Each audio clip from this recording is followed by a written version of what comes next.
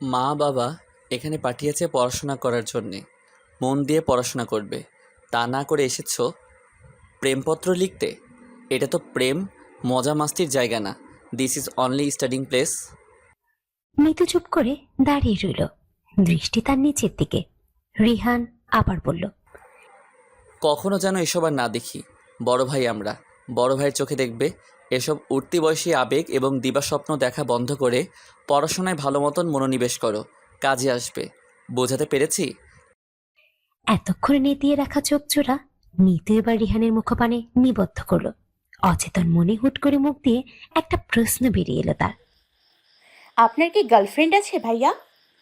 মিতুর কথা শুনে রিহানের পাশে থাকা বন্ধু বান্ধবীরা খিলখিল করে হেসে উঠল। আর রিহানের চোখ জোড়া সপ্তকাশ ছুঁই ছুঁই হলো যেন। একে তো তাকে নিয়ে লাভ লেটার লিখলো, তার উপর আবার এই কেমন প্রশ্ন মেয়েটার! দেখো সাহস!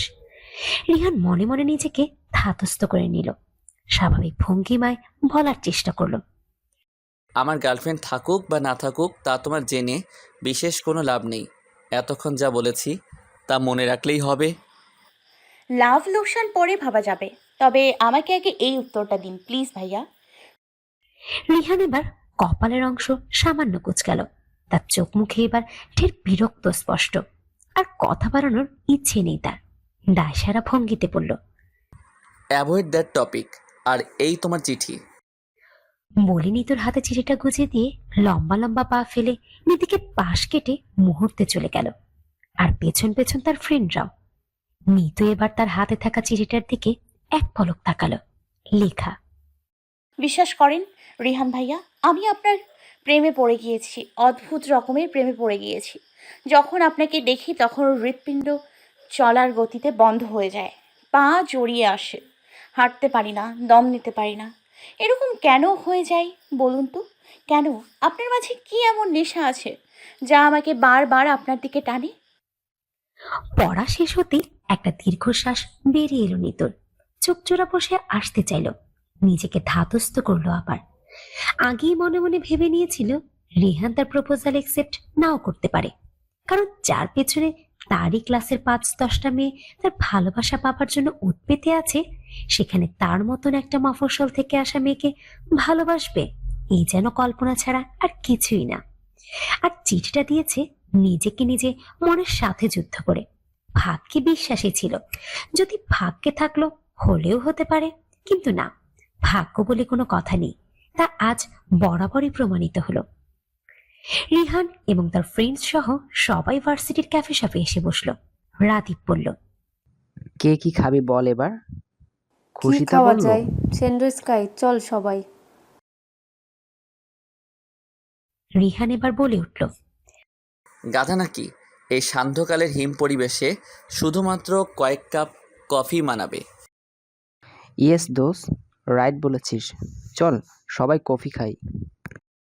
ওয়েটারকে মোট ৮ কাপ কফির অর্ডার দিল রিহান, কারণ তারা মোট মিলিয়ে এখন ৮ জন আছে। ৫ মিনিটের মাথায় ওয়েটার কফি দিয়ে গেল।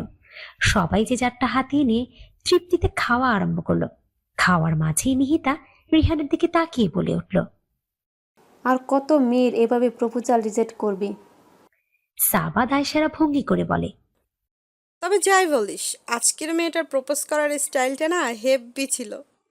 আগেকার দিনের মতো চিঠিতে ভালোবাসার নিবেদন, জাস্ট অসাম। আর মফস্বলের হবে সম্ভবত।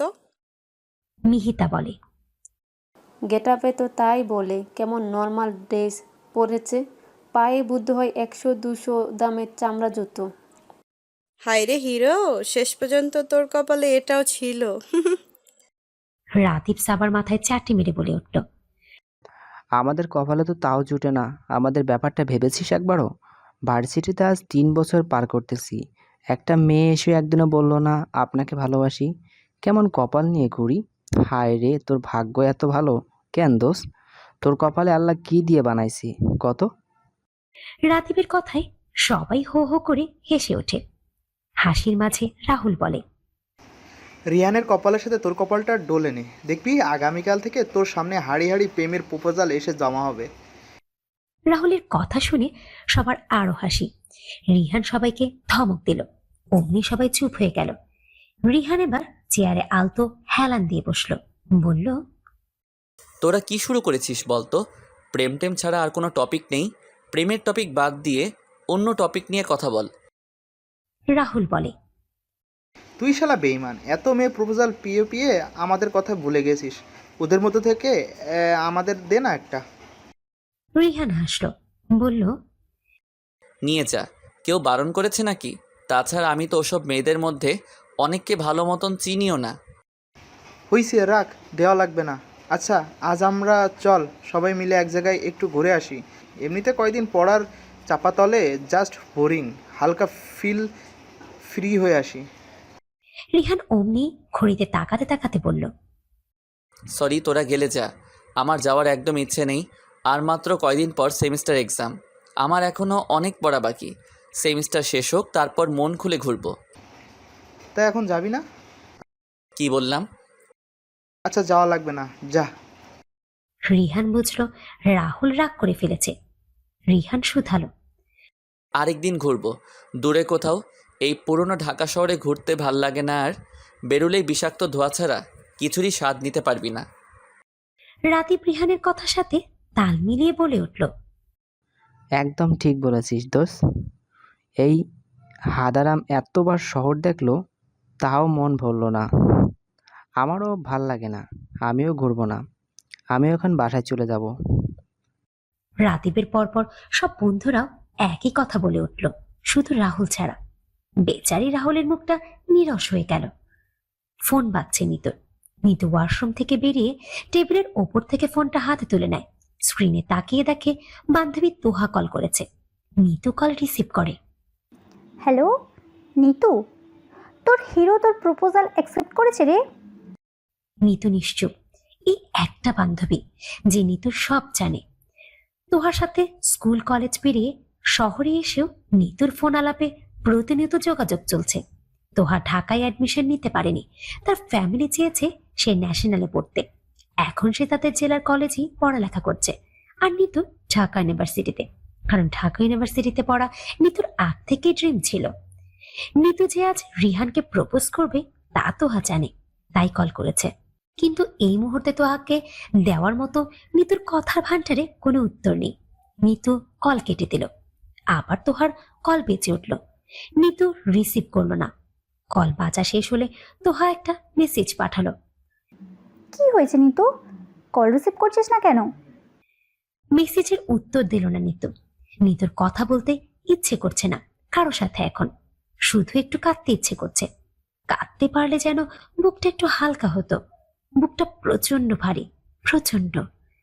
এমন সময় দরজা ঠেলে কারো রুমে ঢোকার শব্দ কানে আসে নিতুর। নিতু বুঝতে পেরেছে প্রিয়া এসেছে। প্রিয়া নিতুর রুমমেট, একই সাথে দুজনে থাকে। নিতু তড়হড় করে চোখের কোণে পানি মুছে নিয়ে হাতের ফোনটা টেবিলের ওপর রাখে। তারপর ঘুরে বেলকনির দিকে যেতে পা বাড়ায়। অমনি প্রিয়া বলে ওঠে, শুনলাম তুমি নাকি রিহান ভাইয়াকে প্রপোজ করেছো। প্রিয়ার কথায় নিতুর মাথায় খানিকটা নুয়ে এলো। শক্ত করে চোখ বুঝে নিজেকে ধাতস্থ করলো। তারপর আবার মাথা তুলল। অপ্রস্তুত দাঁড় কণ্ঠে বলল, না। মিথ্যে বলতেছো কেন তুমি? সবেই তো ক্যাম্পাসের সবাইকে দেখলাম, তোমার কথা সবার মুখে মুখে বলা বলি করতেছে। প্রপোজ না করলে বলতো। চুপ করে রইল নিতু, আর কোনো উত্তর দিতে পারল না। প্রিয়া বুকের সামনে থেকে বইটা নিচে নামিয়ে চাঞ্চল্যকর ভঙ্গিতে বলে উঠল এবার, হোল ভার্সিটির মেয়ে রিহান ভাইয়ের উপর টাসকি খেয়ে আছে, আর সেখানে তুমি। আর তোমার সাহসও তো অনেক দেখছি। বাহ, কিভাবে পারলে প্রপোজ করতে? নিতু নীরবতার ভঙ্গিটা টলটলিয়ে উঠল যেন এবার। বলল, কাউকে ভালোবাসা কি অন্যায়? প্রিয়া আবার কিছুটা হাসির মতন ভঙ্গি করলো।